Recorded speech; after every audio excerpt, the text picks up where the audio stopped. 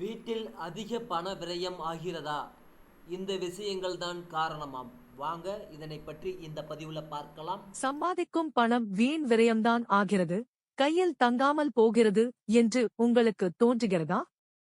அதற்கு நாம் தெரியாமல் வீட்டில் செய்யும் சில விஷயங்களே காரணமாகும். அதை சரிசெய்து விட்டால் போதும், வீட்டில் பண வரவு அதிகரிக்கும். அதே நேரம் வீண் விரயமும் ஆகாது. அந்த விஷயங்கள் என்னவென்பதைப் பற்றி இந்த பதிவில் காண்போம். 1. வீட்டில் பூஜை அறையில் உள்ள பூஜை பொருட்களை முடிந்த அளவு சுத்தமாக பராமரிக்க வேண்டியது அவசியமாகும். பூஜை பொருட்களில் அழுக்கு படியாமல் பார்த்துக் கொள்ள வேண்டும். எந்த அளவிற்கு பூஜை பொருட்களை சுத்தமாக பராமரிக்கிறோமோ அந்த அளவிற்கு அந்த வீட்டில் தெய்வீக சக்தி நிறைந்திருக்கும். பூஜை அறையையும் பூஜை பொருட்களையும் சுத்தமாக பராமரிக்காமல் விட்டால் அந்த வீட்டில் பண கஷ்டம் உண்டாகும். 2. வீட்டை சூரியன் மறைந்த பிறகு சுத்தம் செய்யக்கூடாது என்று சொல்லப்படுகிறது. வீட்டை 6 மணிக்கு மேல் சுத்தம் செய்வது துரதிர்ஷ்டத்தை கொடுக்கும் என்று சாஸ்திரத்தில் சொல்லப்பட்டிருக்கிறது. 3. சாப்பிட்ட பாத்திரங்களை நீண்ட நேரம் கழுவாமல் இருக்கக்கூடாது.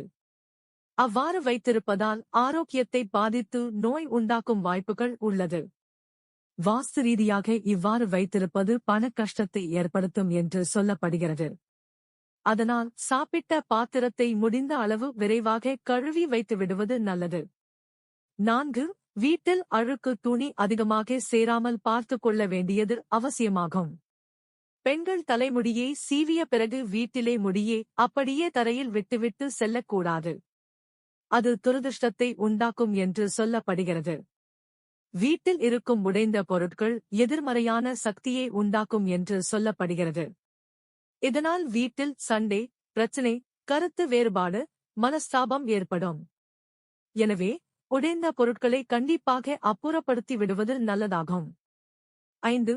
வீட்டில் ஒட்டடைகளை பார்த்த உடனேயே அதை சுத்தம் செய்துவிட வேண்டியது அவசியமாகும். வீட்டில் அடிக்கடி விஷ ஜந்துகள் வருவது செல்வ வளத்தை குறைக்கக்கூடிய அறிகுறியாக கருதப்படுகிறது. 6. மகாலட்சுமி மற்றும் மகாவிஷ்ணுவின் அம்சமாக கருதப்படும் துளசி செடியை வீட்டில் வைத்து சுத்தமாக பராமரிக்க வேண்டியது அவசியம். துளசி செடி வீட்டில் வாடி போவதோ அல்லது கருகி போவதோ அந்த வீட்டின் செல்வ செழிப்பையும் குறைக்கும் என்று சொல்லப்படுகிறது.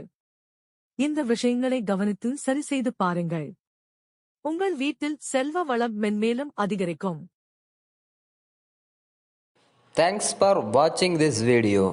Please subscribe our channel. Thank you.